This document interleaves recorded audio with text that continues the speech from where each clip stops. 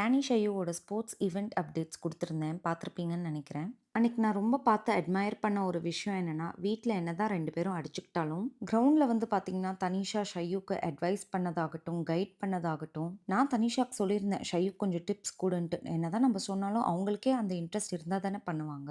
அது மட்டும் இல்லாம ஷையு ஒரு ஈவெண்ட் ஓடுறப்ப பார்த்தீங்கன்னா, தனிஷா கிரவுண்டுக்குள்ள இருந்து அவ கூடவே ஓடி அவள புஷ் பண்றா ஃபினிஷ் லைன் வரைக்கும். "இன்னும் ஒரு 50 மீட்டர்ஸ் தான் இருக்கு. உன்னால முடியும் ஷையு. பண்ணு, ஓடு" அப்படின்ட்டு. இத நோட்டீஸ் பண்ண ஒரு 2 பேர் கூட இத பத்தி கமெண்ட் பண்ணியிருந்தீங்க. ஷையுக்கு வந்து தனிஷா அங்க ஒரு பெரிய சப்போர்ட் சிஸ்டமா இருந்தத நான் கண்ணால பார்த்தேன். இது வந்து எல்லா வீட்லயும் எல்லா சிப்லிங்ஸும் பண்ணக்கூடிய ஒரு விஷயம் தான். ஆஸ் அ மதரா அங்க நின்னு பார்க்குறப்ப அந்த மொமெண்ட் வந்து ரொம்ப அழகா, கியூட்டா தெரிஞ்சது எனக்கு. ஈவென்ட்லாம் முடிஞ்சு பிரைஸ் டிஸ்ட்ரிபியூஷன் நடக்கிறப்ப டானிக்கு அண்டர் 15 கேட்டகரியில இண்டிவிஜுவல் சாம்பியன்ஷிப் அவார்ட் கிடைச்சது. ஏன்னா, அவ பார்ட்டிசிபேட் பண்ண எல்லாத்துலயுமே அவ ஃபர்ஸ்ட் எடுத்ததால.